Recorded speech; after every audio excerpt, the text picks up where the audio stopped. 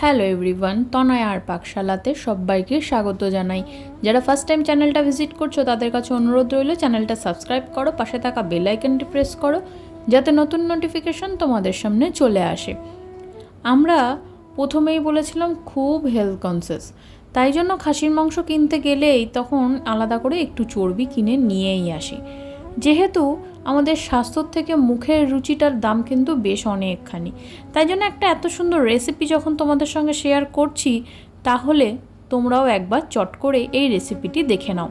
আশা করছি তোমাদেরও ভীষণ ভালো লাগবে। সয়াবিনের মাখা ব্যঞ্জন রেসিপি।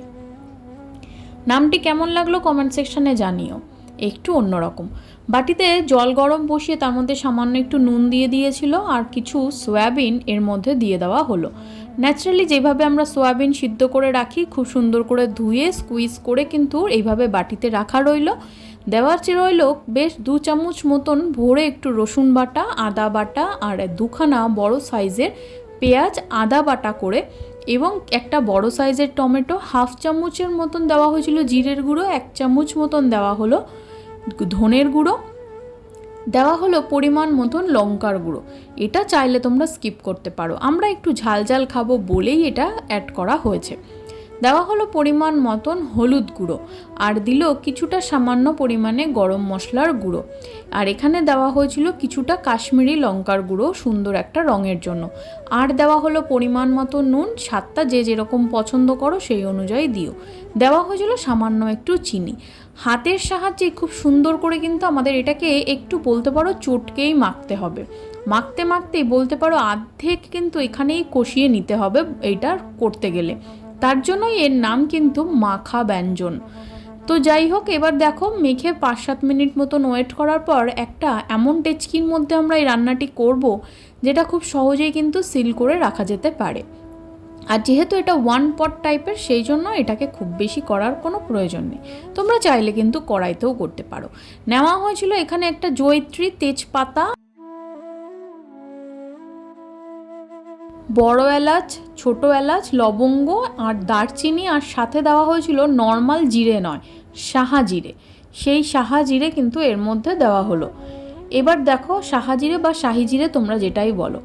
এবার বেশ অনেকখানি চর্বি রাখা ছিল, আগের দিন বড়া করা হয়েছে, তার রেসিপিটি ডেসক্রিপশন বক্সে লিঙ্ক দিয়ে দেবো, চেক আউট করে নিতে পারো। আর বেশ অনেকখানি রেখে দেওয়া হয়েছিল। সেই চর্বিগুলোকে কিন্তু আমরা এইভাবে তেলের মধ্যে একটু ভালো করে কিন্তু নাড়িয়ে নেব। এর মধ্যে সামান্য কিছু কিমাও ছিল চর্বির গায়ে লেগে থাকা, তো সেগুলোকেও একটু ভালো করে এইভাবে একটু ময়েশ্চার দিয়ে দেখো একটা শুকনো লঙ্কা দেওয়া হলো। তোমরা হয়তো ভাবতে পারো শুকনো লঙ্কাটা কি ফোড়নে দিতে ভুলে গেছিলাম, একদমই তা নয়। এর রঙটা যাতে এরকমই রেড কালারটা থাকে সেই জন্যই পরে দেওয়া। 2-4 মিনিট মতন একটু নাড়িয়ে চাড়িয়ে নিয়ে দিয়ে দেওয়া হলো পরিমাণ মতন একটুখানি হলুদের গুঁড়ো দিয়ে কিন্তু খুব ভালো করে আমাদেরকে আবারও এটা একটু কষিয়ে নিতে হবে। এখানে আলুগুলোকে আমরা একটু ডুমো ডুমো করে কেটেছি, বলতে পারো অনেকখানি। সোয়াবিনে এরকম তো দেওয়া যায়, কিন্তু মাংসও এরকম কিন্তু অ্যাড করা যায়। এবার এই আলুগুলোকে কিন্তু একটু জাস্ট নাড়িয়ে চাড়িয়ে 5-7 মিনিট মতন হলেই হবে, খুব বেশি গোল্ডেন ব্রাউন করে ভাজার কোনো প্রয়োজন নেই। এবার মাখা সোয়াবিনগুলোকে কিন্তু আমাদের এই তেলের মধ্যে দিয়ে দিতে হবে। দেখো দিয়ে কিন্তু 5 থেকে 7 মিনিট মতন বলতে পারো একটু নাড়িয়ে চাড়িয়ে নিতে হবে, ব্যাস তাহলেই হবে। দেখো উল্টে পাল্টে কিন্তু আমাদের খুব ভালো করে এইভাবে নাড়িয়ে চাড়িয়ে নেওয়া হলো। এবার সেই বাটি ধুয়ে কিন্তু পরিমাণ মতন জল এখানে ইউজ করা হবে। জলটা তোমরা যে যেরকম পরিমাণে খেতে চাও, এটা যদি ঝোল ঝোল করতে চাও তাহলে জলের পরিমাণ একটু বেশি দিও, আর যদি মনে করো একটু মাখো মাখো করবে তাহলে সেটা তোমরা আন্দাজ করে নিও।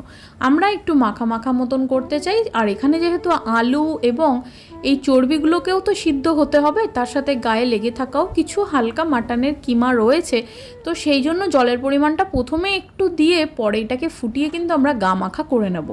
এবার দেখো ঢাকনা দিয়ে ঢাকনার যে ছোট ফাঁকাটা ছিল সেই সিলটা করে দিতে হবে একটা লবঙ্গ দিয়ে, সম্পূর্ণভাবে কিন্তু 1 পটের মতন। এখান থেকে কোনো বাষ্প যেন বাইরে লিক আউট না হয়।